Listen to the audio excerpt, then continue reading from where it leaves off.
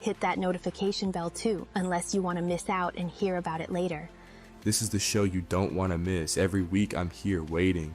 The energy, the conversations, it's about to get real. Tick tock, I swear this is the longest minute of my life. Tick tock, tick tock.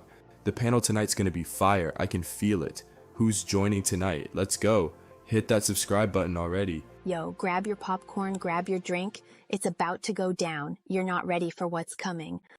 I got my snacks, my drink, And I'm locked in. Let's get this show started. All right. Quiet down. The show's about to start. Everyone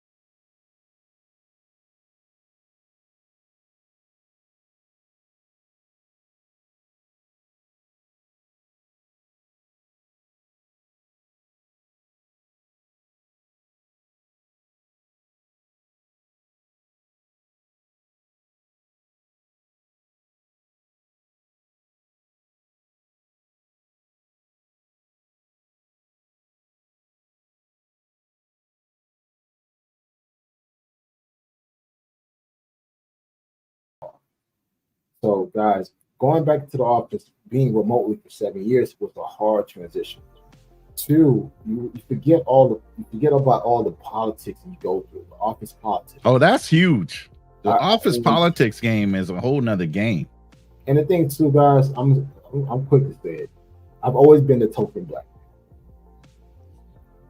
I've always been the only black dude. Always, and I'm okay with that. I don't have nothing against that. It's like, hey, I could play the game, I could play the room, like fiddle. But I know for a fact when I'm the only person there, that's my color persuasion and how things actually changes for you. Now, Roland, you tend to be more of a lighter complected brother. Hey! Now, don't do that to me. I don't know. Don't do that to me. I don't know if you experienced the stuff that I experienced as a black man. It's a little slighter. It's a little slighter. I will tell you, I did have an advantage. Because a lot of people couldn't interpret what I was, and I use that to my advantage. But I always, within the system, always looked at my people as promotable first.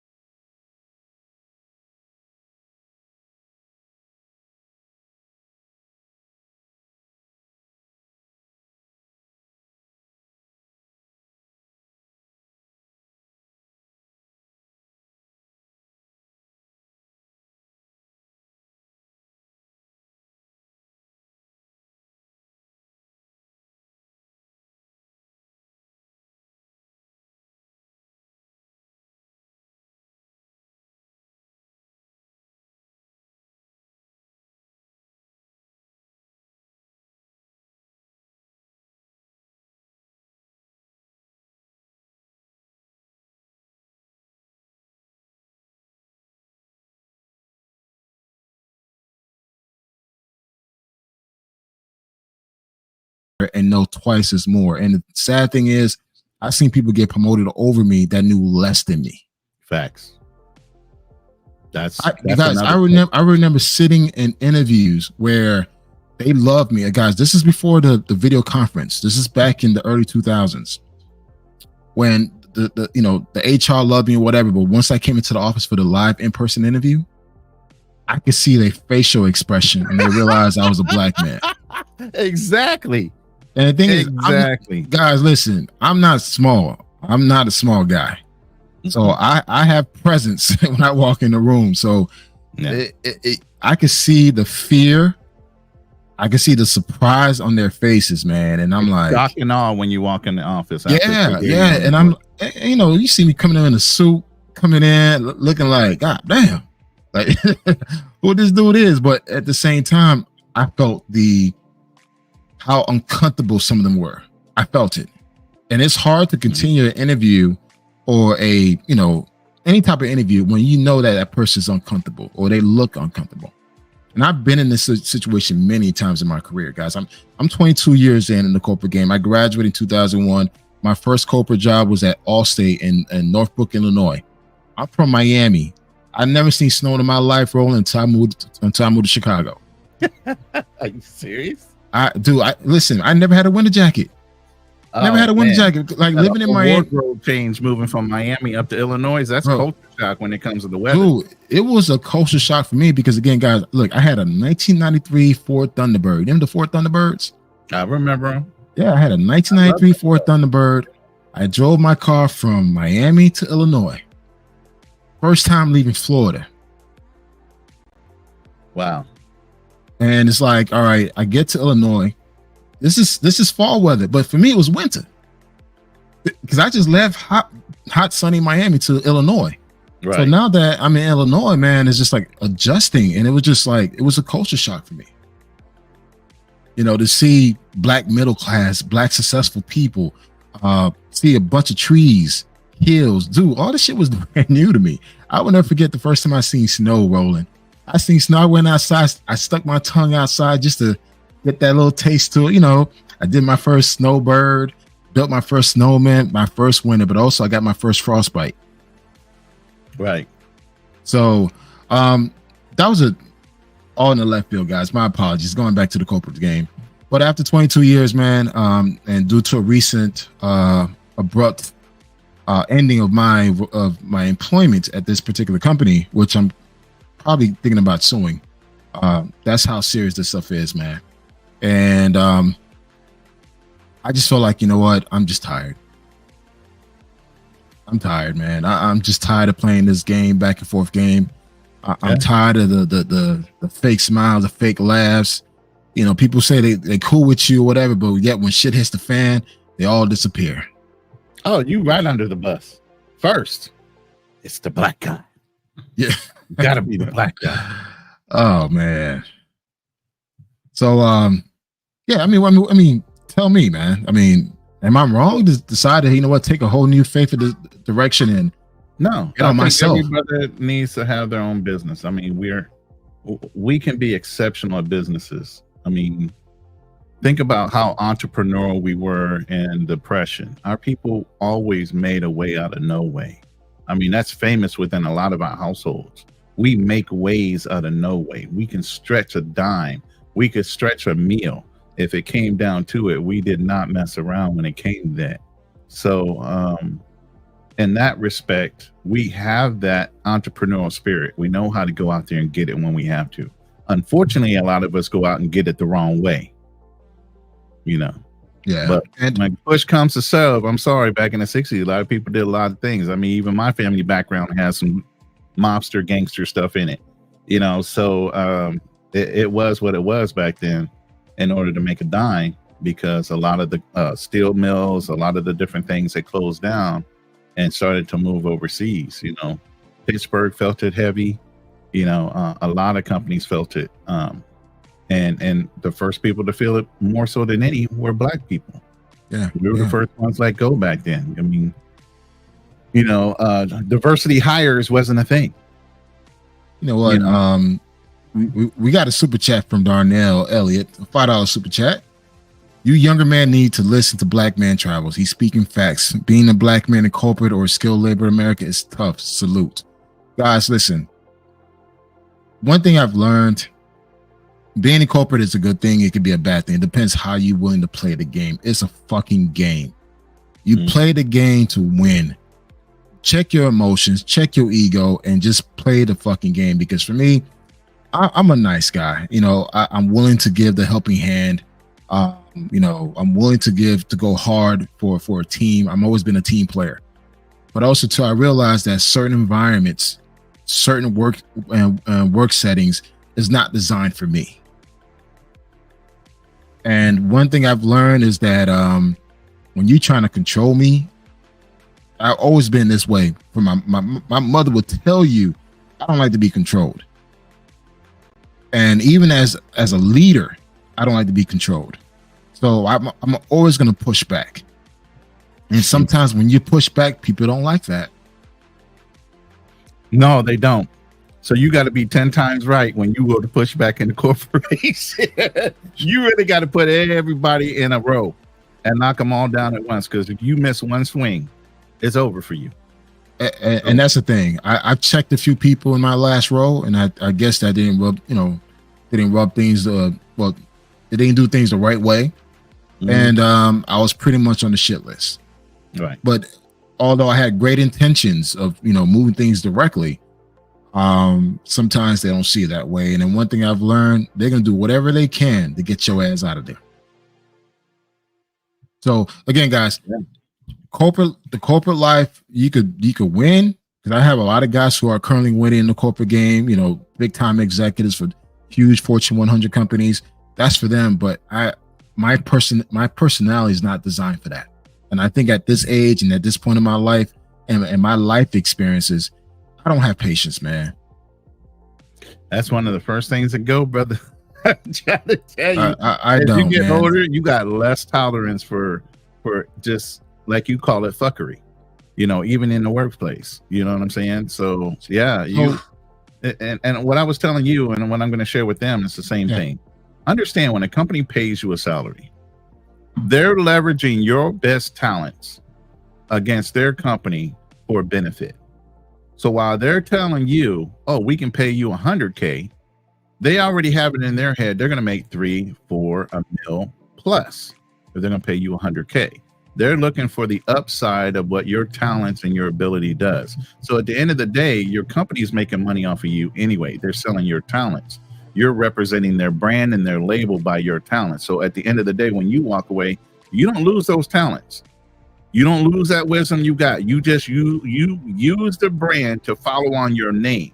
Now more people even in that industry know you. Why do you think they give you non-competes? They give you non-compete because now you're instilled in that industry. You've competed against the best in that industry, and you've probably won deals for your company. Your name is out there. They do not want you to go and shop your deal that they're giving you at pennies on the dollar to somebody else that might give you a quarter to 50 cents on the dollar.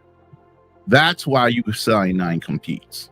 But it's always going to be off of your back, your talent, your knowledge, everything. So the quicker you realize in corporate America, it's all leverage for you to make money for them instead of for yourself, the quicker you'll get off of that corporate rail and start working for yourself. Yeah. And the thing is too, guys, look at, if you've been in the corporate game or you've been working for somebody for the past 10 years, look at all the skills that you've learned. Take those same skills and try to make a way where you could actually become a consultant and where you could do something on the side. They don't need to know. And that's something that I'm doing now moving forward. Listen, I'm always going to have a second and third gig on the side. And right now, although I still got to work for corporate, I have a 5-year plan that within the next 5 years, I'm done. I already shared, Roland, I already shared my experience, my new interest in the government contracting. I've been attending a lot of workshops and attending a lot of networking events within the government sector, but I still need to pay my bills. So guess what? I have a completely new perspective. I'm going to work just to get paid. I don't want no leadership role. I'm just here to make my money, because again, I got something else in the side that I know that I want to concentrate on and focus on and building. Because guess what? I don't see myself retiring here. And within 10 years, if I do well within this government side of the fence, government contracting, I'll be living in the Dominican Republic. 10 years. My wife and I, we talked about this. It's like, listen, if I could set up this business in a way where I could work from DR,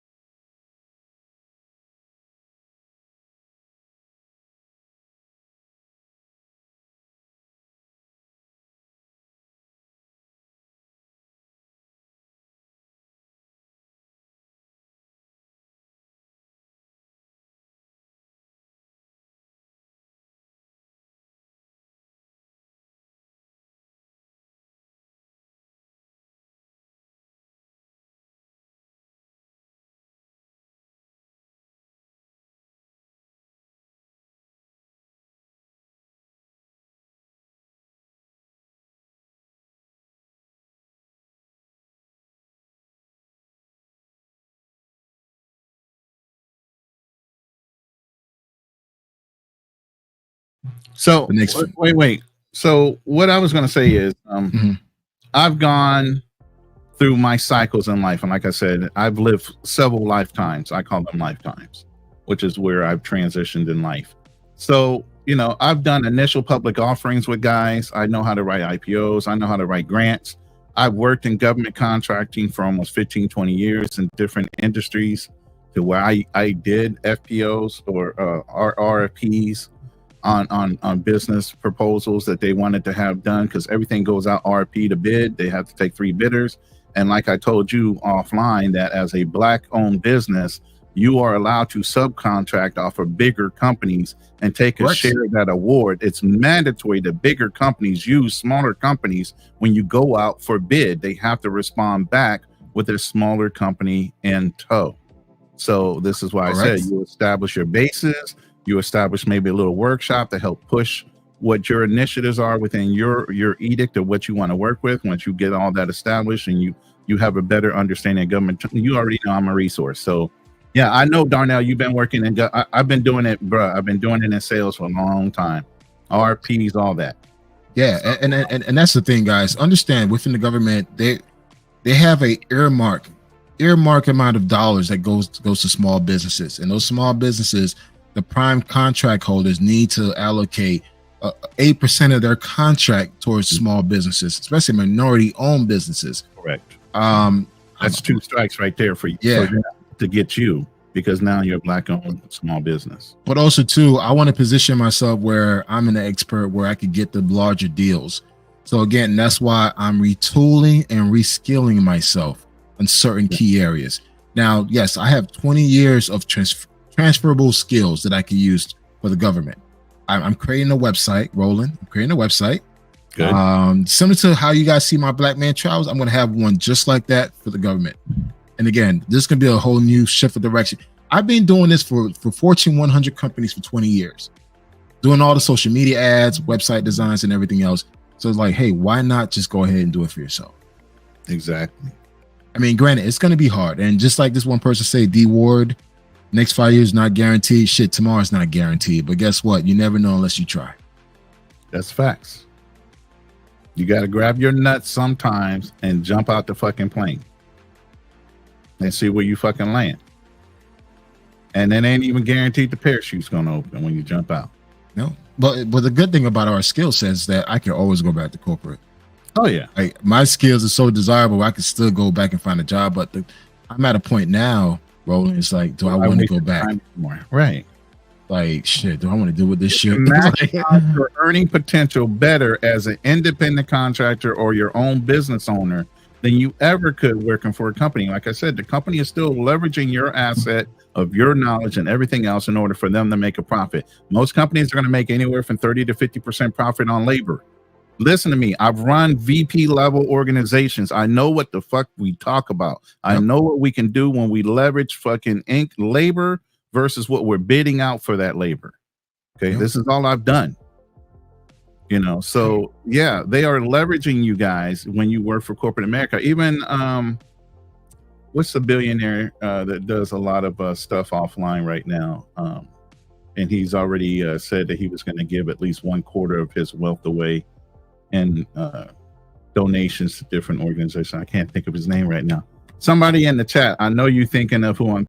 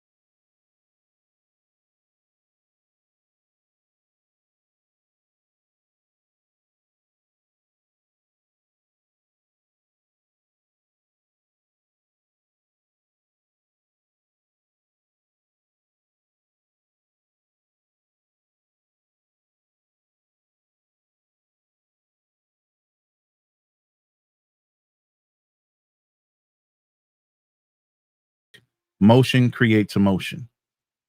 You get what I'm saying? So when you move around and you're walking and talking, you sound so much better. There's still endorphins being flown through your body.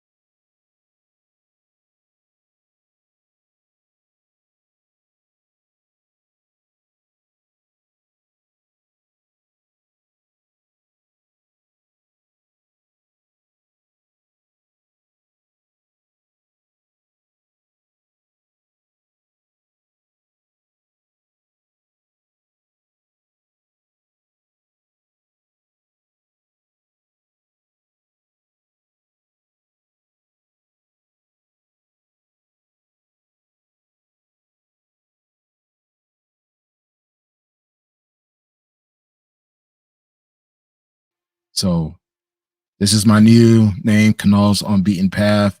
And I'll still be associated with blackmantravels.com. I'll still be updating content, but a lot of my content will be around taking chances in life, risk, health, relationship, traveling.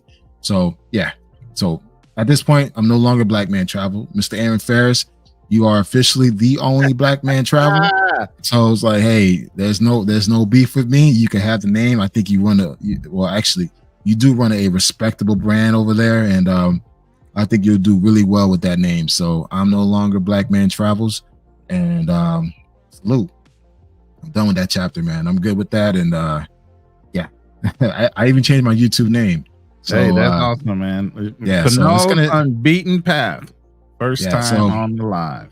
Yeah, so my channel will be focusing on my life choices, things to do to get better, self-improvement, taking risks, still traveling, health, relationships, but also like encouraging others, like, hey, take that chance, man. If you're in that rat race, if you're depressed, I want to talk about those things. So again, traveling will always be there. I think traveling is more a reward system to me now. But at the same time, I think there's a lot of young men out there, even men within my age group, could relate to what I'm going through or what they're going through. So there you go. No longer Black Man Travels. Salute Black Man Travels. It's been an amazing ride, but I'm done. So that's awesome. Yeah, that's awesome. And here's the thing: as you guys migrate through this travel life and you migrate through your life, as you build your resources, as you build your assets, as you build up who you are and whatever field that you're in, once you get there, it's going to come a reckoning of where you go now. Yeah. What defines you? I work with millionaires. I've asked millionaires, what's your number? What's your fuck you number to get you to stop doing what you're doing and just relax the rest of your life? You know, a lot of them didn't have one. A lot of them said they worked till the day they died. You know, I'm of that opinion too, but I work smarter, not harder. You know, I'm at a place in my life where I can work comfortably and not have to worry about it. And I just continue to add income streams. You know, a lot of people are hustling and bustling, but they have to stay at a job to do that. I don't have to stay at a job. I put myself in a position almost 11 years ago to work for myself, even though I can represent multiple companies all at the same time based on my talent and what I do. So, and that's where I want to put myself in that position. Again, past 20 years, I worked for other people.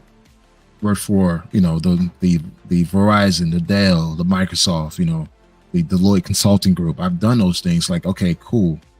But now it's time for me to work on me, work on my business, work on my legacy. Where to the point where, you know what, hey, if my son say, Dad, I want to do the same stuff that you're doing. Okay, cool. I'm gonna teach you the business. Right. And I think now this is the perfect time for me to do it.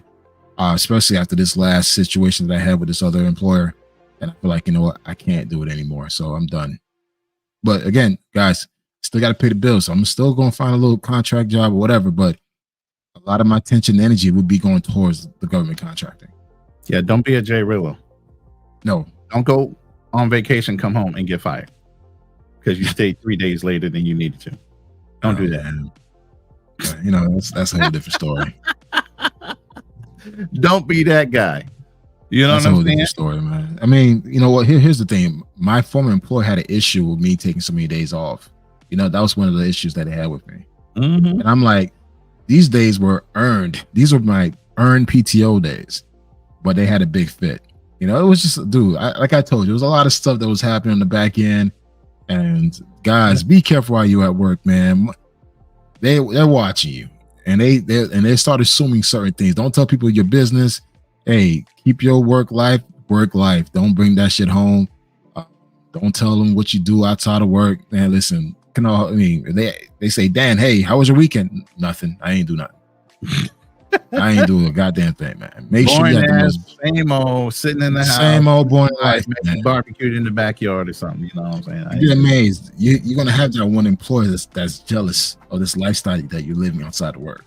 Oh yeah, because they can't do it. Yep. And the fact, a black person doing it better than them. Yeah.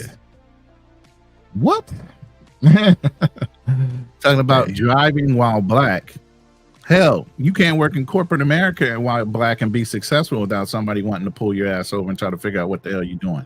So then you're always going to have that little spy sitting next to you trying to cozy up to you within the organization to figure out what you're doing. I'm going to say this, man. Secret sauce that you're using to be successful. But yet and still, they don't understand. They can't steal that secret sauce. The secret sauce is you. Yeah. Yeah.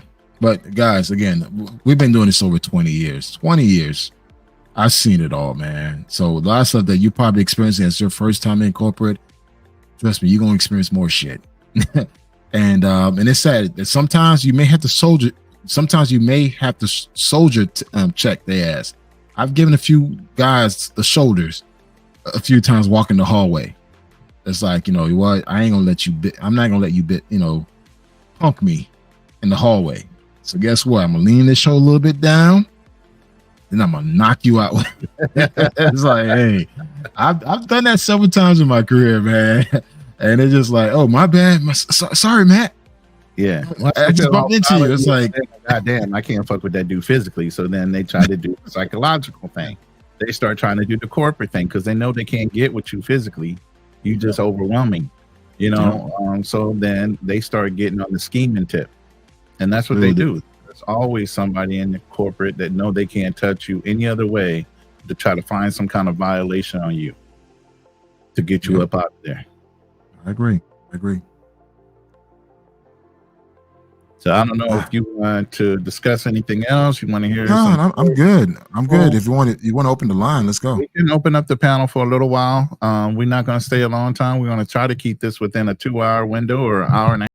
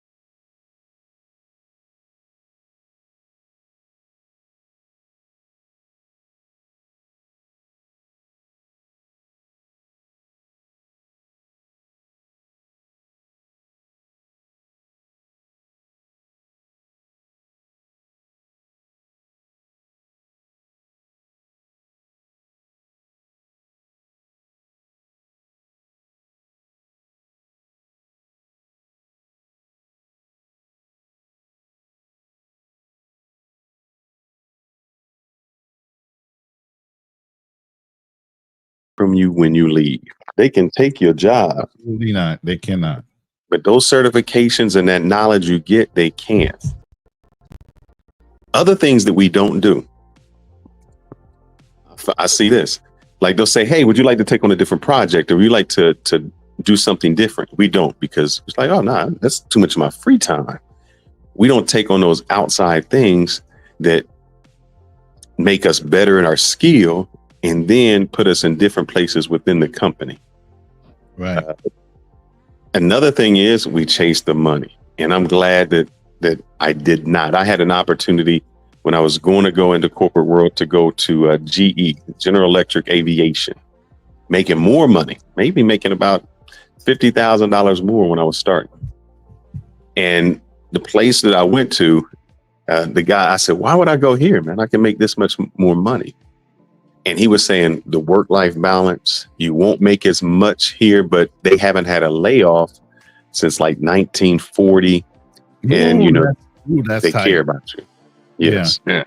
And it just so happened when I did not take the GE job, about 1 month later, they went on a layoff. And I would have been part of it. Said, was this in the 80s? No, this was in the 2000s. Oh, They had a new president come in, or whoever it was, and because that's where I learned the cloud at. I was actually at GE Refrigeration. They when you make all the refrigerators, they were in Louisville, Kentucky. They make all the refrigerators, and they ship them all to like the Home Depots and Lowe's. that's what my grandfather did, but he was a field repairman back in the day. They used to have field repairmen that will repair those refrigerators and stuff. I don't think they do that no more. But he worked for GE too. Yeah. And I was about to chase the money, and I said, man, if I was younger, yeah, I might do it. But I said I wanted a little more security. But I think what happens is we mistake our coworkers for like our friends, and they are our competitors. If you were playing football, if you were playing baseball, they're your friends, but those people want your position. They want where you at. Second string, third string, they want they want that opportunity to get that check. Exactly. That's one thing, and I think another part is you really have to interview your manager. Mm-hmm. When I say my manager taught me how to manage up. It's easy to manage down. Manage up is, all right, if you manage down, you want to tell somebody how to do their job. This is what you need to do. Managing up is being able to manage up to your managers to let them know how to act, how to treat you, how can you be a better individual to learn more. So it's a difficult thing to do because you don't want them to feel threatened. But it's like the art of war. I don't want you to feel threatened and I want to take your position, but I'm trying to learn everything. Take your position. Yep. But I'm trying to learn everything to take it. Right. But if you have and I think that is one thing that we sometimes don't do. We don't manage up with our managers. I want to give Blueprint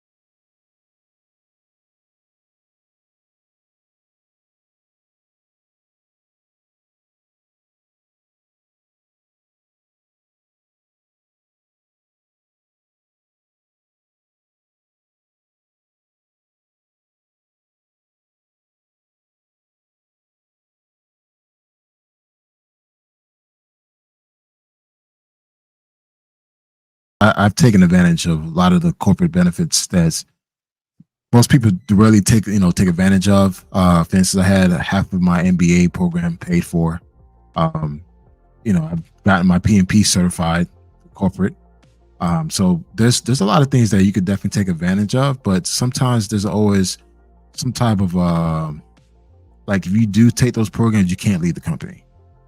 So sometimes they use it as a way, as a leverage to keep you longer.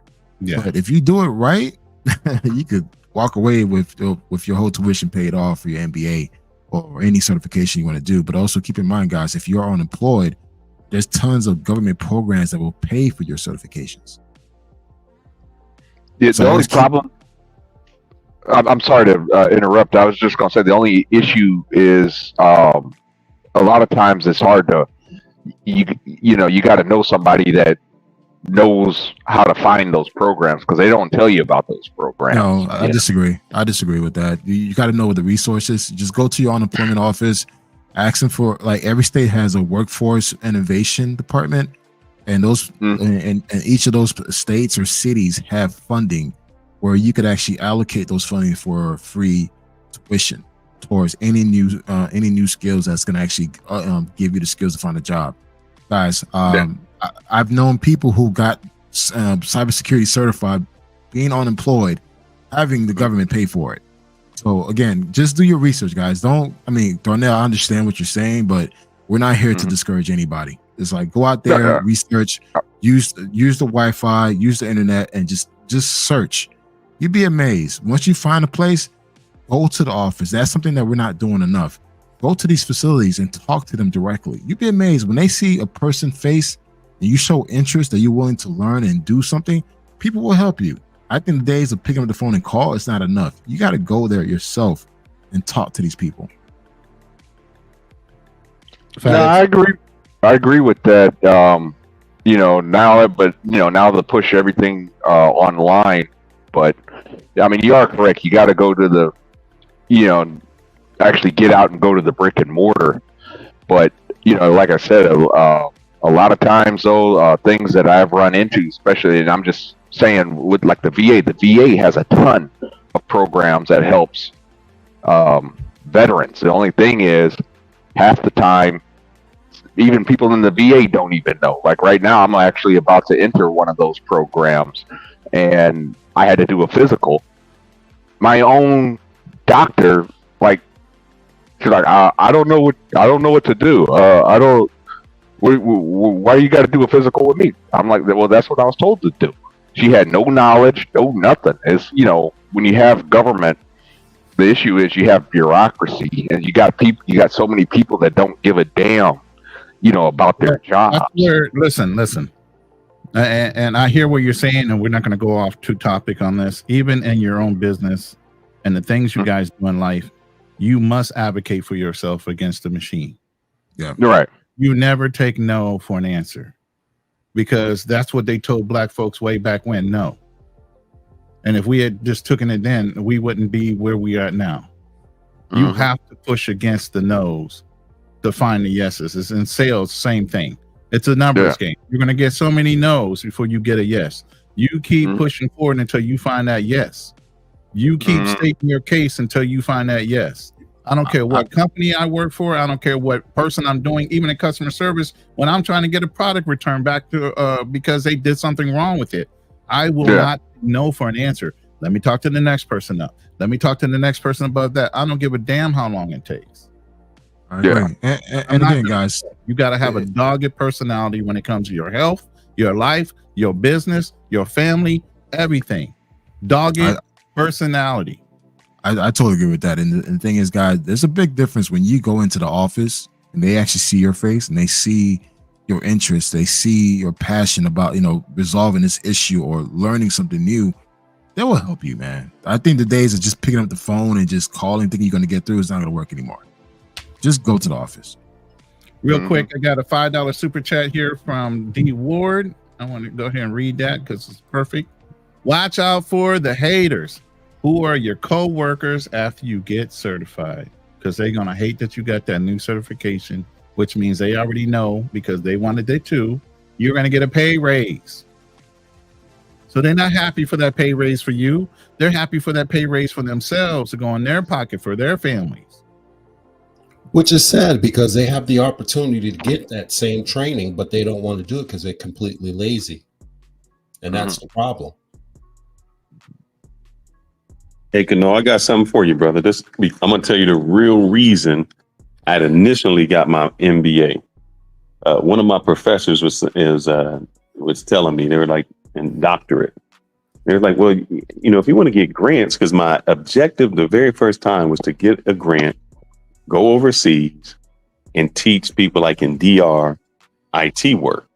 So then instead of having Indian company, working abroad, they can have somebody, like in DR or in the Caribbean doing it. And so if you ever thought about that, because I know what we pay our contractors, it's a killing. Yeah. And even so, the objective was, hey, if I go somewhere else, they learn a skill.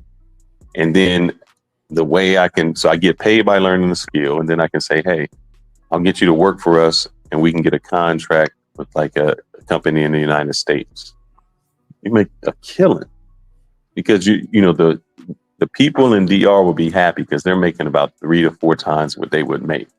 Yeah. You're going to make money because the salary, how anybody doesn't know how contracting works, you make double what they make. So if they're paying that person $50 an hour or $100 an hour, 50 is going to the company, 50 is going to that person. Absolutely. That's where that 50% marker is. I told you guys about. I mean, dude, I could share one experience. I was consulting for one company. Ooh, I was getting paid $125 an hour.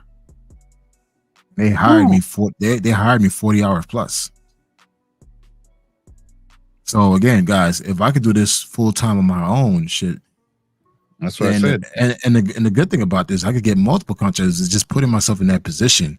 And again, breaking away from having that employee mindset to having more of an entrepreneur business mindset. And that's what I'm currently going through now. And I had this conversation with Fearless and Roland offline about it.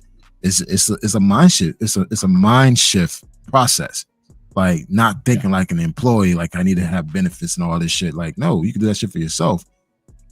Put yourself in a position where you can have multiple contracts where that alone could give you the benefits that you're looking for. Yeah. Plus you're maximizing your value. Remember, you're being sold off at pennies on the dollar. You must recover every dollar that you work for every bit of your time, because what's not replaceable is your time. Mm-hmm. Yeah. So, I mean, the good thing about it is like each one of us, we're going through a different phase. I've gone through the single man phase. I've gone through the traveling phase. Now I'm in the marriage phase. Now a father for a 1-year-old. It's just different phases, like how you handle each of those phases. So it's either you have that winning mentality, like, hey, listen, no matter what the setback that you're going through, you're still going to win. You got to keep that mindset, keep yourself in a routine, don't get uncomfortable to the point where you're just lazy. Like continue to shave, continue to go out, clean, take care of yourself. Those things matter because it's so easy just to give up. And, you can't give up when you have someone dependent on you. That's true. That's a motivator in itself. That's very, very true. And especially if you're dealing with this tech industry, it's ever evolving. You have to constantly spend money, getting new training. Just like me, I have to put aside a budget just to get new training, just to keep fresh, because it's ever changing. Kanal just said, he's doing AI now because everything is just constantly new and fresh and stuff like that. And you always got to be on the ball. I'm doing pen testing now, and this is just a junior pen testing. Then I got to do professional, and all this is going to mix in with the whole cyber threat thing. And then AI eventually is going to be thrown into the mix and stuff. So it's constant training. Once you get that initial certification, it doesn't stop. Yeah. So guys, I mean, no matter what you're going through, if you got laid off, I got impacted, and now I'm currently unemployed. But hey, I got to find something that's just going to pay the bills. But at the same time, like I said, I created my LLC. So now I have an LLC, Ace Solution Groups. I got my tax ID. Now I'm working on getting my cage code for the government. Once all that shit goes through, that's it. I'm in. I'm officially a government contractor. So it's now it's up to me to every day start, looking at different contracts, understanding, the contracts, the RFPs, and putting biddings on those. That's a process by itself, but I still need to find a job that's going to pay the bills until this shit, flies off. And once this shit flies off, man, that's it. I'll be officially retired from corporate. Like, I'm fuck y'all. You have no idea how government contracting pays, bro. It's lovely. I know. Yeah. I worked for a small company. It was a medical supply and pharmaceutical company. When I first went in, and this is me transitioning out of corporate America. I had a little friend of mine. She's like, "Hey, my president's looking for a sales manager or VP." I said, "Well, what's the name of the company?" I said, "This is a little brand new," and he was a African guy, brand new medical supply company in Riverside, California. I'm like, I've worked for Fortune 100 companies for so many years. I would love to take somewhere and apply best practices from all these different companies I work for and a small company to see how fast I can grow it. So I went ahead and took the job as a sales manager.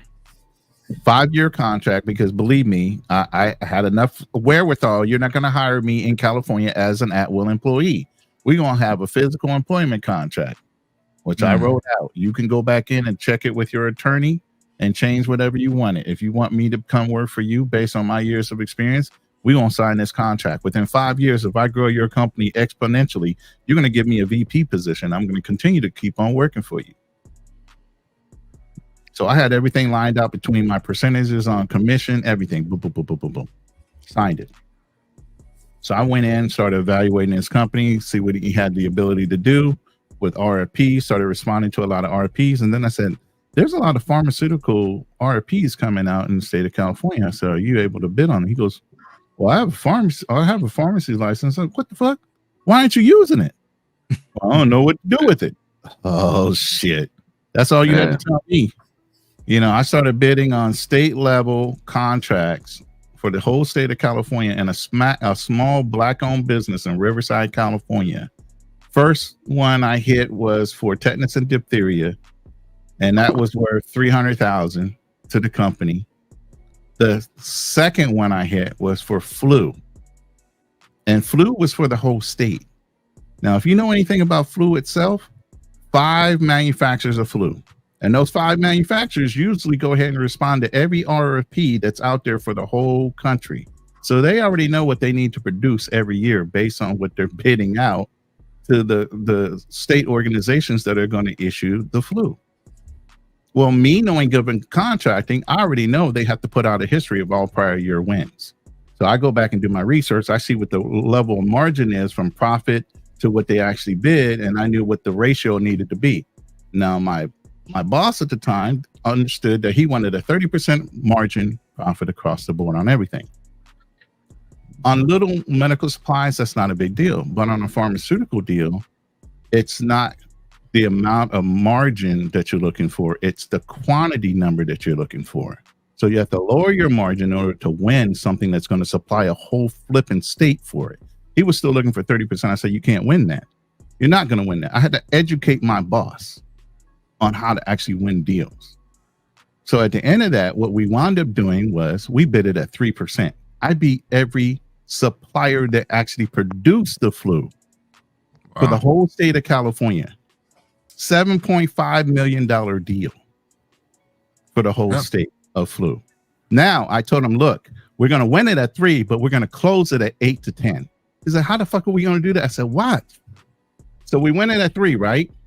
Now I have a guaranteed contract on my hand for the whole state of California for flu. I got 5 producers that make the goddamn flu. Guess what I did? I went back to those 5 producers that give me your best and lowest price one time. And the one that wins is the one I will submit the fucking whole deal to produce it for us. Yeah. They all came down on their prices to us. So that means instead of us winning at 3 when we first submitted the bid, we actually got the deal at 9.5%. Now Ronin, $5 million. Ronin, let me add. System, that's how you work everything.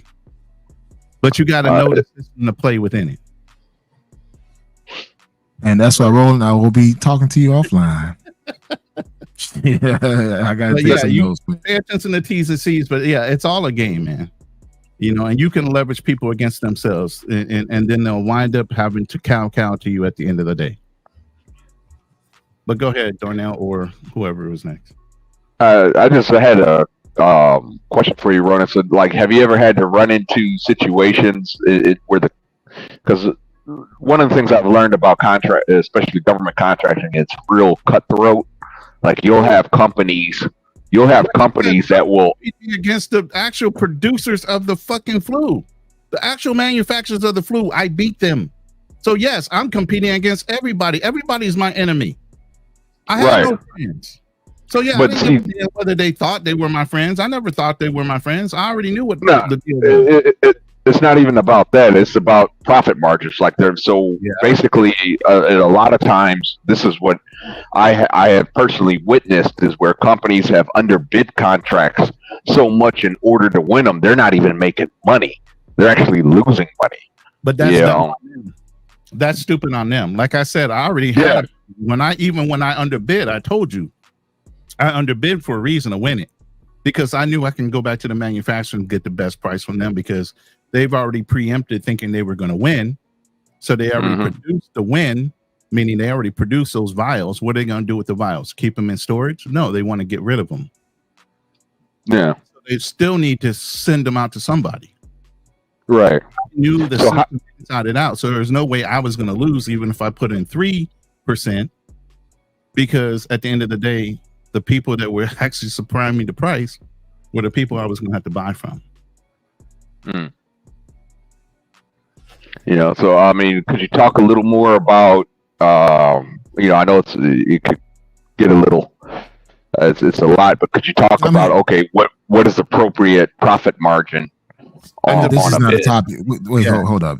This is not a topic for that. We're not going to do that. So it's like, we're having a free conversation. We're not going to go into details about government contracting and everything else. No, we're not doing that. Well, I mean, I just thought it was educational, but if you guys don't feel that way, but that's also something that's my experience, and I don't necessarily want to give it away for free. Oh, okay, I got you. Yeah, and there's other opportunities, guys. You can, you know, if you just do the research, like Kanal said, you know, just look online and, you know, see what's the opportunity like. You know, there was this one incident that I had when I was Uber driving up in Scottsdale, Arizona. I had picked up a guy in this. God. No, I'm sorry. I know that area. Darnell, I know you hate Desert Mountain.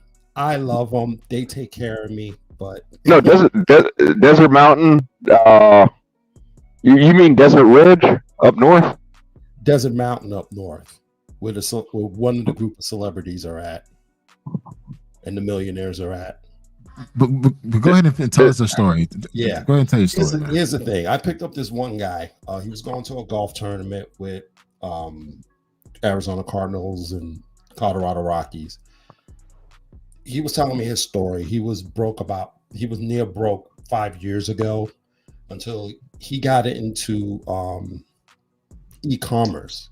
You know, he got, I think, one of those government websites, gotten the whole golfing thing, him, his brother, and another guy. 75 employees later, he's making 110 mil. Nice. Yeah. So those opportunities exist. Matter of fact, the funny thing is, he told me as soon as I get out the driveway, make the right, drive only a few feet, he had something to show me. I did that. He's like, see that house right there? Yeah. Who lives there? Larry, the cable guy. I was just like, really? I knew Larry was up in here, but I didn't know exactly where. But during our drive, he was telling me how to do business and stuff like that, you know, how to be rich, you know. How to get into business like that. So sometimes you get lucky, you know, meet these people and they'll tell you how to do it. But sometimes you got to do the research and really look online and find out how to do these things and how to do contracting work. Like just listening to these guys, it got me interested in maybe after I do my training and stuff, maybe that's a I'm route I need to go. I'll say this right now, guys. Within this space, I'm learning so much. You could contract anything. Absolutely. Anything. I mean, you could contract goddamn toothpaste. Yeah. I mean, I'm like, but the thing is, you have to understand how to read the contract. Like Roland mentioned before, understanding the T's and C's and knowing when to execute and how to execute and how to know the profit margins, man. And that's what I'm doing. I've been attending workshops at University of Georgia. I've been attending workshops at Georgia Tech.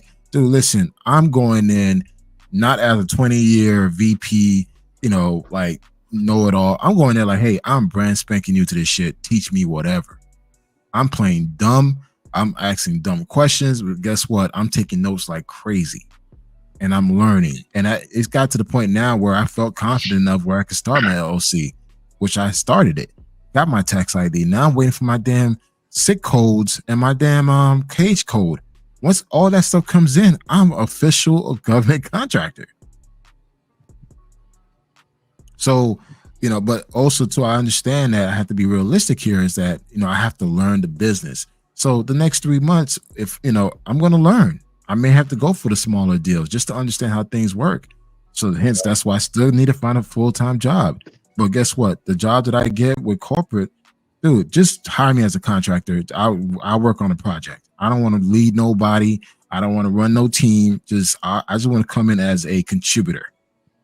Fuck the leadership shit. I'll put the leadership shit towards my own business. Yeah. Uh-oh. Welcome, Drew G, to the panel. What's going on, what's up, G? brothers? What's up? What's What's up? going I'm at the place that Kanal and Fearless are going to be at over the next few years. And what place is that? The playground. Oh, you got your son or daughter with you? Yeah, man. I'm at the playground, bro. They don't All right get now. tired. You know what? I got a place worse than the playground. You know what it is? What's that, brother? Urban Air. What is that? What is that? Like Yeah. those places that had those trampolines, Oh, yeah. some jump rooms place. Yeah. Yeah. They're 20 times worse than a playground because you're stuck in there. Yeah.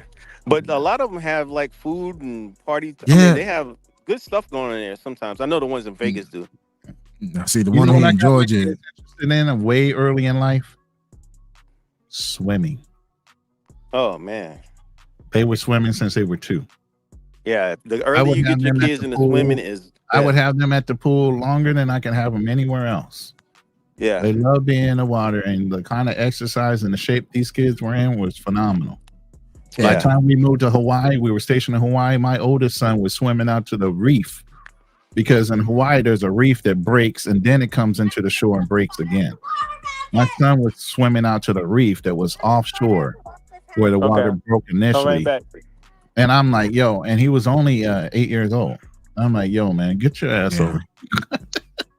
Well, my 2 other kids know how to swim. Even Gabriel, he has autism. That was a huge priority for me for him to learn how to swim because most autistic kids tend to drown. So when he was 3 years old, we put him in swimming lessons. Now he can swim, but that was like a huge push. Like, hey, you got to know how to swim. My oldest, he could swim. So now the 1-year-old, not yet. We'll probably start putting in the water next summer, so he can start learning how to swim. Hey, Kanal, I had a question for you. Yeah. So a second ago, you mentioned that you were getting your DUNS and cage code numbers. How are you getting those? I'm getting it through. Oh shit! You're going to put my business out there, man. I'm getting it through. Oh shit! Damn. Why can't? Are you going through a company or are you going through? No, I'm just doing it through my. Going to SAM.gov. I'm going to. Well, first I had to get my my DUNS, so I had to go to my Bradley Street codes. Yeah, I had to get those taken care of. Then once that was taken care of, I went to where my notepad. There you go. There you go, boy. Yeah, man. It's like I gotta look for it. But bro, we gotta talk offline, man. I don't want to give out my special code. Well, I'm gonna give it to you for free then. Go ahead. because I don't know which route I'm you're not taking paying and how you're anybody. getting it. Okay, I'm not paying good. anybody. So So just to let the whole panel know and let the world know okay. that there's an organization. It's called PTAC. If you're P-Tech. not getting through PTAC, basically that's the government. They do it exactly for free for you. They set everything up for you. PTAC, they're in every state. If you just Google your state, is PTAC, and that's procurement. So technicals, I forget what it's called, but basically, when you're trying to become a government contractor, you go through PTAC. They'll set you up totally for free, Okay. and do all the legwork for you. Oh shit. And it's That's nice. So what is PTAC? PTAC. It's Look it up acronym. right now. Uh-huh. Whatever state you're in, every state has a PTAC. So you're like, I've never told y'all guys this, but I've done this for 20 some years. Yeah. What the hell? Yeah. Government contracting is so lucrative. You have no Hey idea. man, we need to talk, man. Shit. Yeah. I'm starting to get into it. I mean, well, let me ask you this: like, based on your 20 years experience in doing this, what has been the pros and cons? High level. So are you talking about it as a person? Okay, so contracting is like this. Are you talking about it as a contractor or the person who awards the contracts? Yeah, no, because there's the prime contractor and there's a subcontractor, right? Nope. Mm. So the awardee versus the awarder is what basically he's talking about. yes. Yeah, Are I'm you learning. Exactly. about the awarder? You want the money. Yeah. You're Yeah. bidding You can- for the business instead of you offering something to the government as a. You get what I'm saying? Yeah. So like the government, we go out and we say, hey, we need someone to come clean toilets. And we And put they the do bid that. out. We put the solicitation out there on Got it. Federal Biz Ops. And we say, hey, contractor, give us your best bid. All right, cool. Bring in your bid, we rack and stack.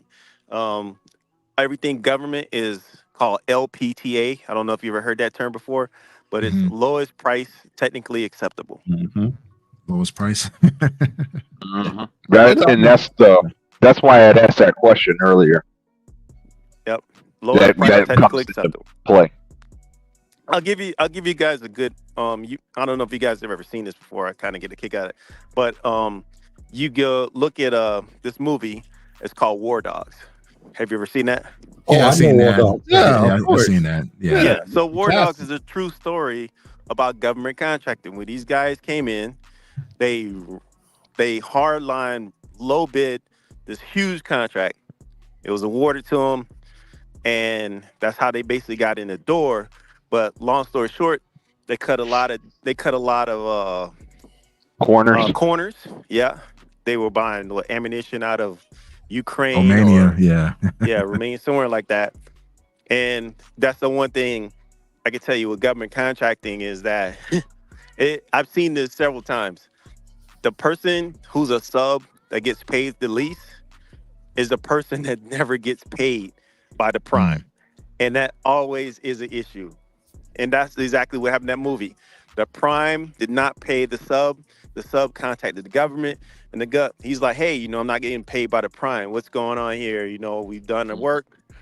And then it starts a whole chain reaction of like, hey, what's going on? Are you guys paying people? We paid you X number of dollars. Yeah. Yep. So is it common that the prime doesn't pay the subs? It's not common. No. It's not common. No. Not But- anymore. Better not. Yeah. But can it happen? Yeah. Hey, There's yeah. a lot of people who bite off more than they can chew. Happens all the time. There's a lot of people they look at government contract. Oh, this is so easy. I should be able to get one of these contracts. This, that, and the third. And, you get in there. And like I said, when you're dealing firm fixed price, you got to realize that, hey, if you come in there and you bid $20,000, we accept the And offer. you're short. Yeah, you gotta. And you That's on come you. in and say, hey, government, I need $5,000 more to complete this They're work. not going to do that. We're going to say, screw you.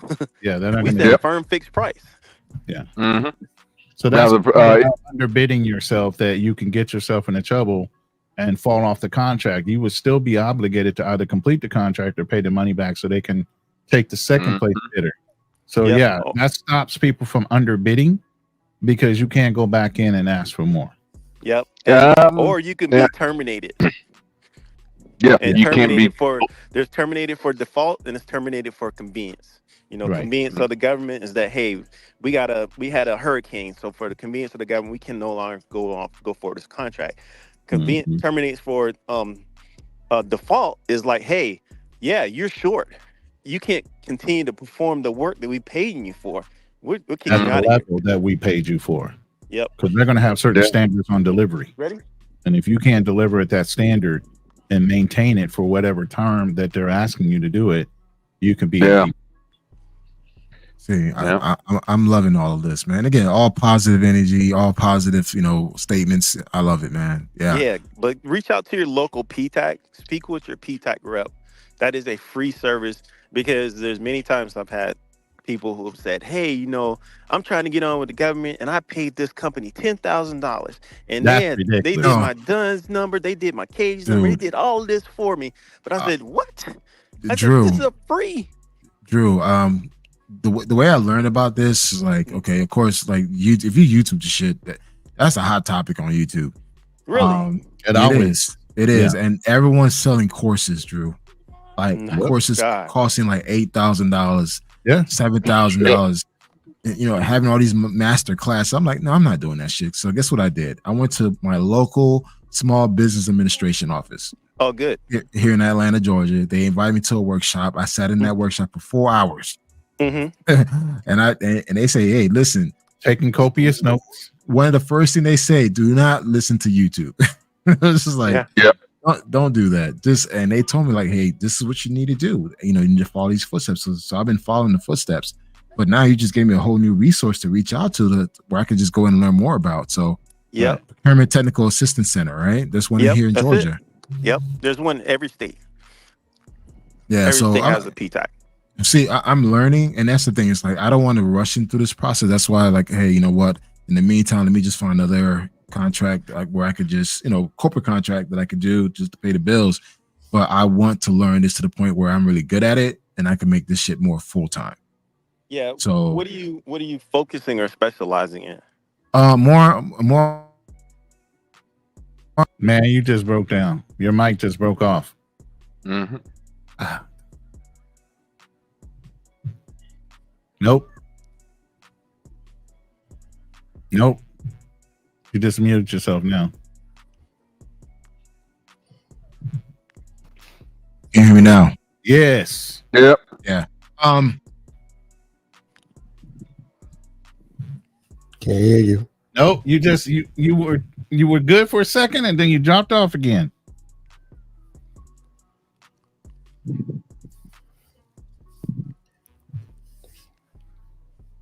Nope. You muted yourself by software now. Nope. Damn, man, we gotta figure out what's going on with your mic. Nope. Well, he's fixing his technical difficulties. So, like I said, there was a reason why I asked that question earlier today, and you guys just hit on it. But like during my days with Mantech, they had won a contract called PTIDS. It was the aerostats in Iraq and Afghanistan. Anyway, long story short, they had underbid the thing so much that they had to cut people's pay. So they were starting out. So people on that contract at that time, keep in mind this was 2013. On average, people were making like 160 to 180. When Mantech won the contract, they felt they could get people in at 70K. Not yet. Oh, wow. I can't hear you, Kano. Yeah. I mean, that's the biggest thing with government contracting is underbidding yourself in order to win and leaving yourself without any profit margin. And then what you do is you wind up cutting up your employees and not being able to deliver, which means that company's going to wind up having a bad mark on them if they can ever bid again, but they're going to wind up defaulting. Yeah. Because nobody's going to work at those rates.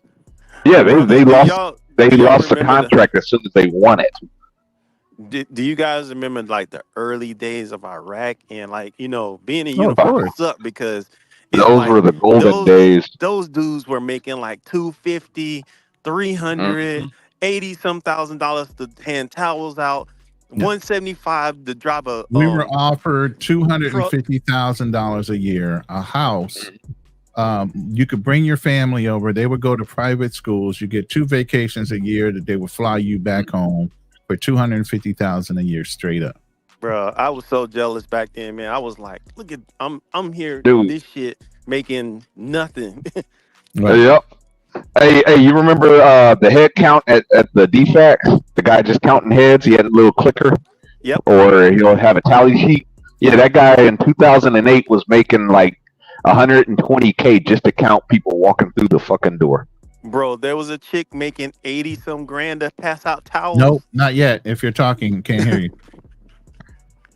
Like Nope. 86 grand to pass out towels, bro. I was like, what the fuck? You know, I'm making less than that to get shot at. Hey, Drew, can you put that information that you just Not mentioned, yet. the organization? No. I'm watching your lips. P-Tac? No. Hey, could you put that information in the private chat? The name of the organization you talked about? Oh, you talking about P-Tac? Yeah. Yeah, absolutely. Yeah, that's why when it came up for Ren, when Re-Up came to visit me all the damn time, I'm like, so Ellie, when are you gonna come in and re-enlist? Oh. Yeah, I told him to go F himself. You come through, we'll yell when you can hear you. You know, I was like, why am I going to re-enlist? You know, because at that time, you know, people making, like you said, about $200K and shit. You know, I'm like, why am I going to re-enlist? You know, I mean, I would have re-enlisted, but I mean, there's other things going on, like, you know, like I had a chain of command. Don't go into He said- stories. We're trying to stay positive. We don't want to hear no negative stories tonight. No, it's not. It's not negative. You know, like I said, it turned into a positive for me. You know how commands can be. They're always usually negative conversations. Now, Yeah, but it turned out positive for me. to leave and you made more money. Yeah. With that. You know what I'm saying? Nope, no, can't hear you. But I just wanted to say a story of how I turned lemons into lemonade. You know, Okay. basically. Stay on the lemonade side. Don't go on the lemon side. All right. Well, that's the lemonade side of it. You know, Hey, basically. Darnell, your birthday's coming up soon, isn't it? Yep. November 10th, same day as the Marine Corps birthday. Okay. Oh shit. Hey, and when are you getting on the plane? 28th. Okay. Man, I can't wait to see this story. Oh shit. You gotta film this one. Well, I mean, document it. You don't have to film. Yeah, you don't have to film, we document. document, You could film a little bit, but I see my boy Big Gans out there. I'm like, man, Big Gans is out there making it rain. Nah, I ain't gonna be making it rain like that, man. In fact, he's gonna have 2 people on his arm. He can't be making it rain. He got 2 mouths of feet. Still no sound. 3, don't forget him, Ronin. He gonna need Yeah, these that's too. it. Well, no, he can eat off of their plates. yeah. Yeah, baby, I don't need. Yours, I don't need much. I don't need much. See how skinny I am? I don't need much. Yeah. But, yeah, government contracting is so lucrative. I didn't know you were into it, Juji, but yeah, that's what I did a lot. And I was in the era where they had the golden fucking hammer. You know what I'm saying? Where they already saw that some government contracts were overwhelmingly off-sided when it came to pricing of things. So they actually commissioned anybody in the government contracting inside the company. I mean, inside the government, like in the military, if you found something that was overpriced, they would give you a finder's fee. Oh yeah. You don't think we were tearing down and looking through every goddamn contracted item you can possibly get? You know what I'm saying? At the end of the day, we tore them contracts out. We were looking for that next hammer, that next bolt, that next whatever that was so overpriced, they would wind up giving us a finder's fee for it. Yeah. Hey, what's up, guys? Can you guys hear me? Yeah. Yes. Yep. We can hear you. Yes. Yeah, I had to use my phone, man. Sorry about that, guys. It's okay. All good. Oh man, hey, True G, man. I probably Yo. gotta hit you up, man, offline, man. If I could get your number, that'd be great. We could just talk offline or whatever. I'll throw it in the back chat because I'm not I'm not a LinkedIn, I'm not a Instagram or Facebook WhatsApp person. or any type of person like that. Nah. Okay, no problem, man. Yeah, but I mean, again, guys, this is a great topic, man. I know we could talk about traveling, women, all this stuff, but I think a lot of us are looking for ways to change, pivot from our current standing to do something completely different. And again, if you want to continue to live that travel life, you could do that, but why not do it making money on your own terms and not have to be forced to come back into the office? Right. Yeah. Yeah. I have a question. Can you do this type of work as just a single operator? Sure. Oh, Sure. Depends on what type of thing what they're asking for. You have to read the RFP to see what they're asking for. And if you can handle the scope of work as an individual or a privately held company, absolutely you can put in the bid. But like I said, the best way to handle a government contract, even as an individual, is a subcontractor on the larger bid from the primary. Yep. You get what I'm saying? Because they always have to include a certain percentage of that bid to a small business. Yep. Oh, small minority-owned business, unless Even unless better. Trump changed the laws. Yeah, No, it's unless Trump small changed. business, small minority is a plus plus. Then small minority owned woman's business is a plus plus plus. Yep. You get what I'm saying? Oh, by the way, guys, I wanted to answer a few questions. My background is in management consulting, marketing consulting, but also too, I wanted to explore other areas in offering janitorial services, event services, planning, lodging. So I'm looking at different areas where I could actually leverage my expertise in certain areas to actually provide those services. Okay. Okay. Yeah, dude, I had a brother, one of my boys, he did 22 years fire truck maintenance. And during his 22 years with the Air Force, he's worked on a variety of different trucks, depends on what they're placing with models and stuff like that. So the older models are still out there, and man, they're looking for people who know those models. And my Right. boy, I hooked him up with P-TAC. He did everything, got it all set up with them. And man, he barely works it, but man, he showed me some of his checks, and I'm talking like, you're just ordering supplies? He was like, bro, that's Yeah. all I ever did was order supplies. That's it. I ordered supplies for this base. I found the parts. I know how to find parts. And he's like, bro, I just made 20 grand ordering parts. Yep. Yeah. Yeah.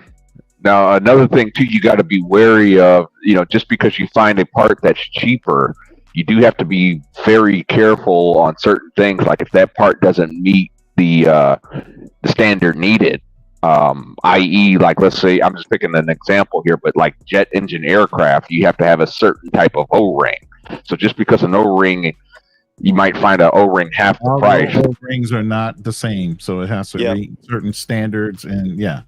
because if it doesn't Exactly. meet that standard and it fails, it'll wind up Yep. killing people, or it'll wind up coming back to your company. You'll be sued for whatever. Yeah. Yep. And a lot of times So in you those got to be cases, careful when about that. you're talking about parts for like aircraft or vehicles, there's something called a TO. We probably know as technical order.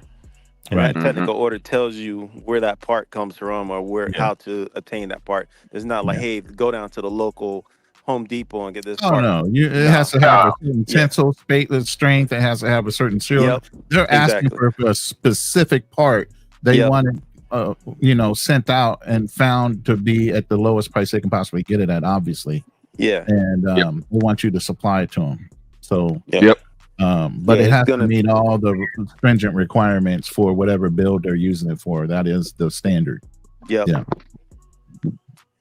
Yeah. Yeah, Kunal. I mean, bro, if you're gonna get into that, I mean, I would try to, I know you said you're around management and marketing, and I mean something like that. Maybe look at some of the prime contractors who, um, I don't know, they may be offering that type of deal. Um, I tell you, there's a contract there. I know Darnell. I know you. If I say this name, you're gonna be like, "Yeah, I know exactly who that is." Like khaki, like Yep. look at Ever, khaki. ever vigilant. Yeah, CACI. Look at them. That's a big prime. Khaki is. I know they do a lot of hiring around things like that in that nature. Okay. So Okay. CACI is called khaki. Mm-hmm. Yep, I worked with them. Good people, good company. Yeah. True professionals too. Yep. I Um, know a lot of dudes that work for those dudes. yeah. Yeah. And they actually take care of you. I mean, they take care of their employees. They really do. Yep. See, that's the wrong word you're using around Canoa because he doesn't need to be an employee anymore. Well, I mean, they're still Yeah. contractors, but I'm just saying they Yeah, take they're care of them. contractors. Yeah, absolutely. Yeah. They take good care of their people. Yeah, they have a good reputation. Yep. The SAIC is another good one. Yeah, SAIC. Yeah. Let's see. Yeah, who's the other one? Raytheon. Raytheon, they're a real good paying contracting company, but like my previous experience, I was a sub under them, and man, they got some real shady ass people, kind of like what Kanal was saying earlier today about, I mean, you just make sure you go in there, don't try to make friends. Yeah. Oh, also too, Kanal, look at Skillsoft. I think that's when Skillsoft is like they're training like I think Skillsoft is doing like more like the training that you kind of talking about Skillsoft, where they're kind of like the transitioning part of military service into civilian life. I thought they do disabled people though, don't they? Like people that are blind or with a disability. No, you're talking about Skillcraft. Oh, yeah, I'm sorry, you're right. My bad. Yeah, you're talking about Skillcraft, the Nibnish, Ability One, those dudes that make those pins, and if you there are some things that are made overseas, D-Ward. Yeah, like those dudes that made if you were in when those dudes made the first set of PT gear, it was all fucked up. Oh yeah. Yeah, I remember that. So Drew, you work for the government then as the contract awarder. Yeah. Okay. So you more on the state, local, or federal? He's basically a procurement officer, if you want to say it that way. There you go. Okay. Yeah, I definitely wouldn't mind asking some questions. Yeah, man. Well, he definitely understands. If you want to understand T's and C's, Drew G would know the T's and C's then. Yeah. Because I kind of figured like, okay, I could come in as a subcontract, not as a prime, but eventually I would love to position myself as a prime if I can. But in the meantime, hey, I'm willing to take the scraps just to learn the business, understand how things operate, and go from there.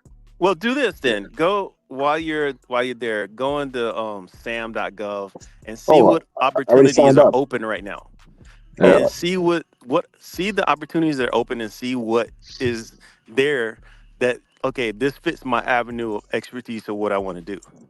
Oh, I have. That's the point. Yeah, and you found those jobs. I mean, you found those RFQs. Yeah, I found several that I know I could actually do, but in the meantime, because I don't have my cage code yet, I don't have like my stuff yet, I can't do anything. So I'm just looking at it. I'm reading the contracts, and what I've been doing too, I've been leveraging ChatGPT. Like I'll take the contract, plug it in ChatGPT, and say, "Hey, pull all the important key criteria that I need to know about this contract," and it will spit it out to me. And okay, cool. Again, I'm just look, Drew, I'm just fucking with it. I'm like, all right. Okay, what's the best approach for me to actually, take this contract? And they'll provide me a list of strategies that I could take and how I should approach this contract. As a bidder, you want to know the best strategy? Go back and look at the history of what the winning bids were over a 5 to 10 year period and see what the margins were. Bingo. You know what? There's actually a website that shows how to do that, and I remember there was a SAB when I was attending that 4-hour SAB contracts. You go and look at what the other people did in order to win, and then you reverse engineer that based on current market rates on what you would need to project as far as the winning bid, and make sure you can afford to deliver it at that price. But again, like I said, once you get the award, whoever you got the price from to get the product, if you don't produce it yourself, you can always go back and say, hey, I got $1 million deal. I need your best and last price, or I might have to go shop it somewhere else. So, and that's what I have to learn again, because I'm brand spanking new in this. I need to understand like how to get the, dictate the profit margin, what price point I should actually go in with. So it's just, again, it's That's going to why be a you got learning to do your process. historical research when it comes to the bid itself, and how many times it's been put out there, the RFP or RFQ, and then what were the awarded bids based on profit margin. Yeah. Yeah. And then there are also times to performance as well. Now I don't know if there's a record of performance, but like there's some companies out there that they bid low, and the performance on that contract just the it's so deliverable bad. was always a issue, and most likely that company can't compete anymore after they get so many black marks. They got to go. Yep. Yeah, you be on what is called, like, I think it's excluded parties list. Yeah. EPL. Yeah. You'll be able to participate if you get stuck on that list. Hell no. But sometimes those EPLs, what they do is they just change their name. Yes. Go get another. Go get a different change their name. Go change their LLC and try to jump back in. But if it's the same people, and the procurement officer remembers them. Oh yeah. Yeah. If that comes up again. Yeah. Especially in the same sector, because each procurement officer specializes in certain types of things. Yep. And G can tell you that. So if it's the same type of product and they come back in even with a different name, but he remembers all the participating parties, he can scrutinize that bid to say, I need to know that you guys legitimately deliver this, because you guys are the same company or the same people that failed the last time. But I'll tell you one thing, Kanal. As you look at those requirements, especially if you're in the commodity side of the house, not so much the services where you're dealing with, people, but on the commodity side where you're dealing with products, services, there's things that you can easily win. For example, there's let's say, for example, the government's looking for mattresses. Yeah. All right, you go out and find the mattresses and you price them and you bid on mattresses. There's been people who bid on mattresses. They don't have no idea what the hell. All they did was look at the spec for the mattress, go to the mattress manufacturer, and procure the mattress at a certain rate so they can turn a profit. Yeah. So this one guy, when I was attending the workshop, he kind of shared his testimony. He actually provided procurement products, toothbrushes. Yeah. Yeah. To a military camp. And I'm like, I would tell you guys this. This is the information I'm going to give you is already out there in the news. There is a air base that's being cleared right now. That from World War II. World War II. I just read about that today. Yep. It's in the middle of the Pacific. It's called Tinian. It's very close to Guam. And they have to retrofit that whole base.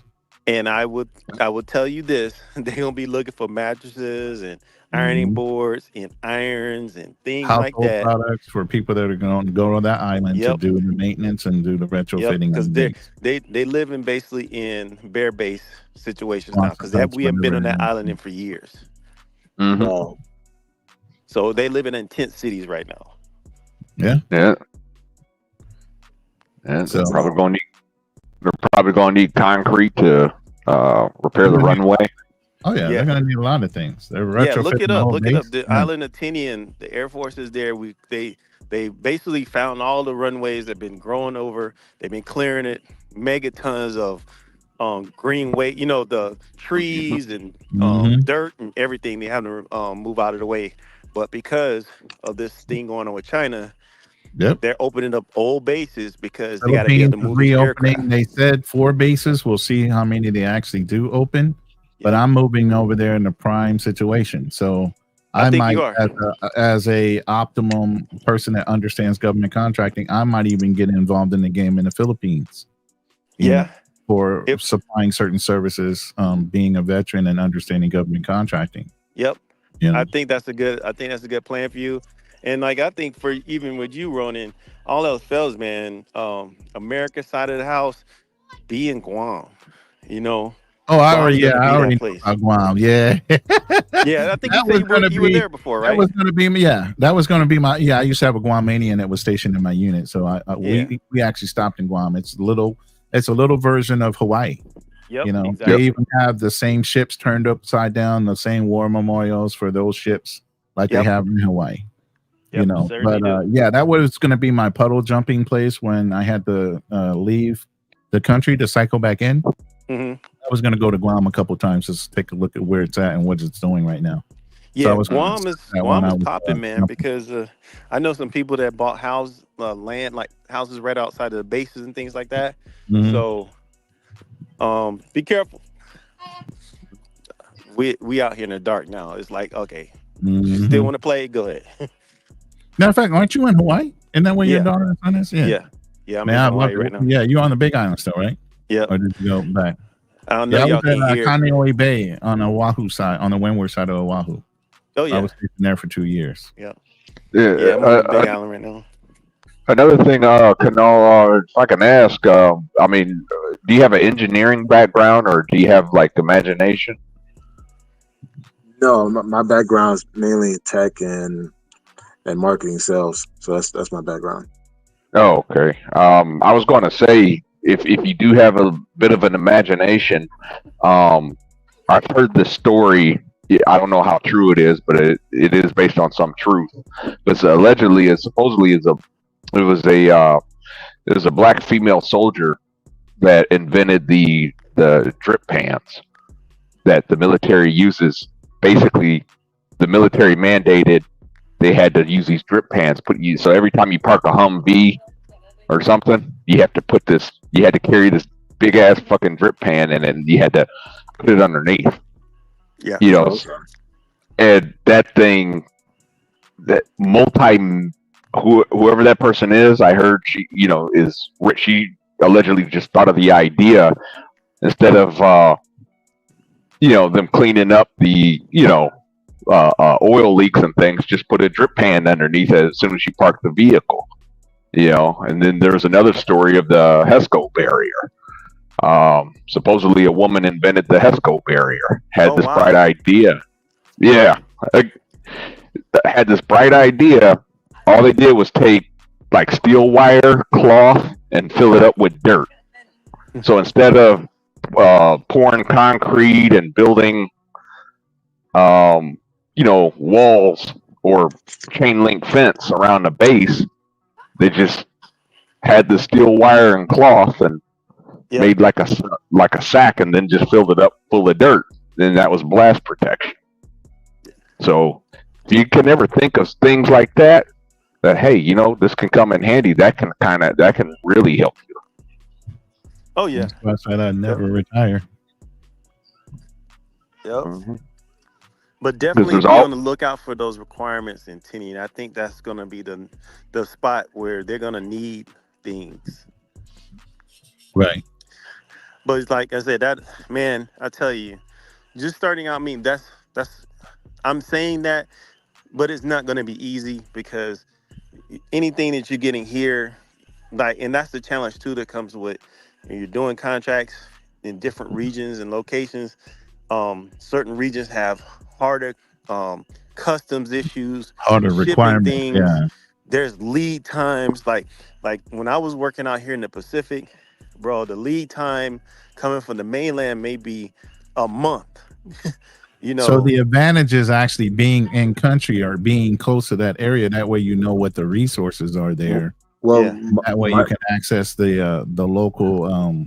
my goal was to start mainly staying local, then Mhm. branch off, to other states, but definitely stay within the United States. I don't want to branch off yet to overseas.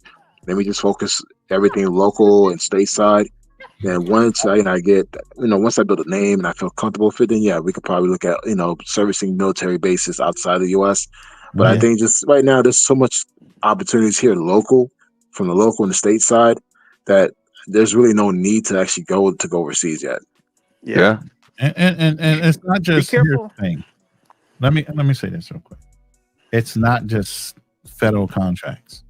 There's county, there's state level RFPs and RFQs. Yep. So you can start there. Like I said, that multi-million-dollar deal started off on a county and went to state level. Yeah. We wound up doing the whole state, but it started off as a county RFQ. So you got to look at your counties too. Yeah. Yeah, I mean, honestly, I'm seeing this to be like my next career move. Like, you know, I've been in the tech marketing space for 20 years, you know, the ins and outs. So now it's time for me to, like, you know what, I'm going to go ahead and pivot to this side of the business now and just make this as a career business move for me. So this is not something that's going to be like a quick money scheme. Well, It's no, gonna be you like, do this until you die. That's the no, whole that's thing about government contracting. This is their end game right here. well, yeah, that's what it is to me. It's like, this is all or nothing. This is no, like, for me, there's no plan B. There's no plan C. This is it. Like, bro, if you're going to do it, you're going to do this shit for the next 10, 20, 15 years. Like, whatever. So, so that's why, like, you know, I'm taking all this information. I'm going to these workshops. I'm going to these facilities, talking to these people, like, asking questions. Like, hey, I just want to learn, you know? So when it's time for me to branch off, it's like, all right, I can do this shit the right way. Yeah. Another thing too is soldiers don't cut grass anymore. They hire companies to do it. Yeah, my cousin did the one down here in Louisiana and won it. So she cuts the grass and does some other things with a team of people. The thing is, whatever. There are so many opportunities where I could explore. And again, this is where being more of a, you know, project manager, having my PMP certification, I could hire someone to do janitorial service or do landscaping. Like, hey, listen, yo, I got a contract to provide landscaping service for the IRS building downtown Atlanta. Give me a deal. And that's what you do. You leverage what you won to somebody else and get their best price to deliver it. You know, I can hire my son. Hey, I need you to go ahead and project manage this company that's providing, you know, lawn care services. Make sure they're doing their job. That's thinking outside the box. That's exactly what you do. I mean, that's how I think in corporate. So I'm like, again, I'm literally just transferring the skills that I did in corporate, where you were measured based on profits and earning. Put that shit towards on the public side. Hello. This is exactly how you work it. But like Drew said, I need to understand, and you said, and Darnell, I need to understand the mechanics of what goes on the public side. I need to understand that. It's completely different from the private side. It is. But I mean, you're used to the sharks anyway. It's just a different type. Yeah. Hey guys, I got to jump off real quick. Right. Got to get the kid back home. All right, brother. No problem, man. Thank you, man. Appreciate the call. Yeah. All right. Peace. Yep. Yeah. So instead of you dealing with Makos, you're dealing with great whites when it comes to government contracting. Yep. Way bigger. Shows me, I deal with a lot of fuck shit on the private side. Like, I think the public sector will be a cakewalk for me. Oh yeah.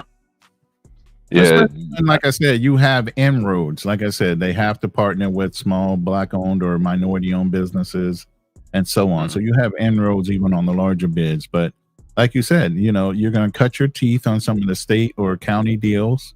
Get in with your county procurement office. Let them know what you're into, your LLC, and whatever their process is. It's almost similar to the federal government's.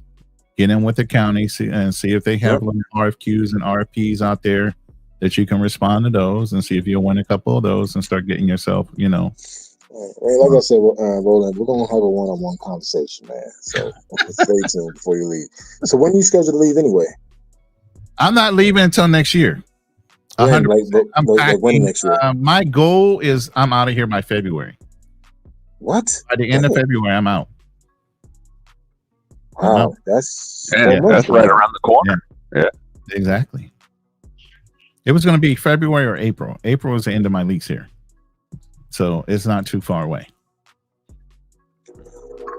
So yeah, I will be there 100% of the time.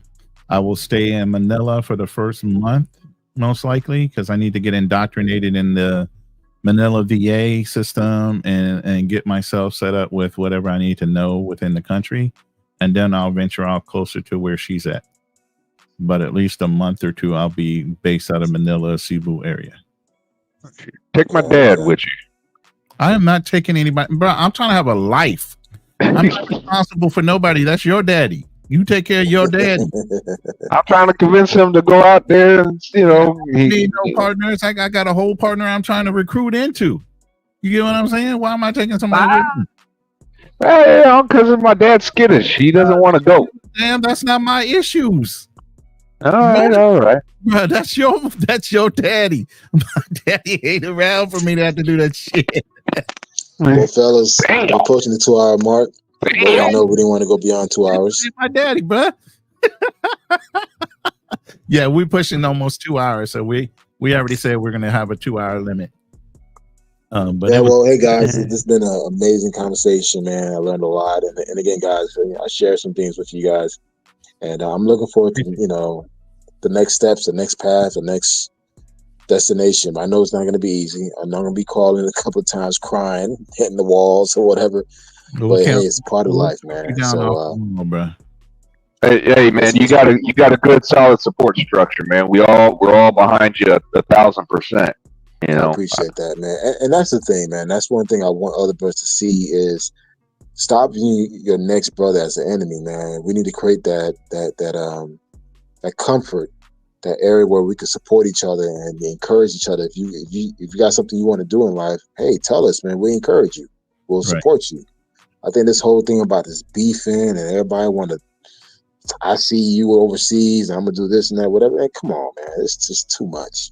Right. I agree with you.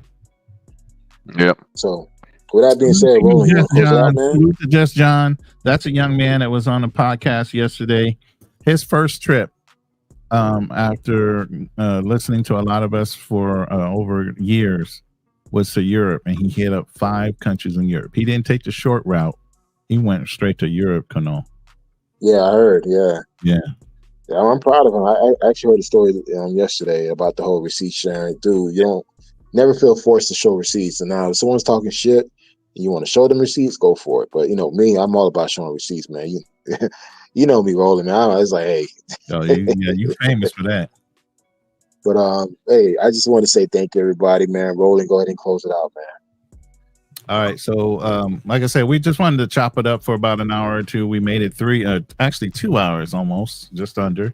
I appreciate you, Passport Blueprint. Everybody, if you have time, subscribe to Passport Blueprint. He puts out some really good content when it comes to getting prepared to, actually move overseas, looking at digital nomading. He has different topics. They're not popular topics, but they're topics that you guys that are serious really need to know. This is one of the guys that's a resource in our community that you guys should be following. So what's his name again? Passport Blueprint. He's sitting right next to you. What's wrong with you doing now? You blind? Yeah, I'm well, technically I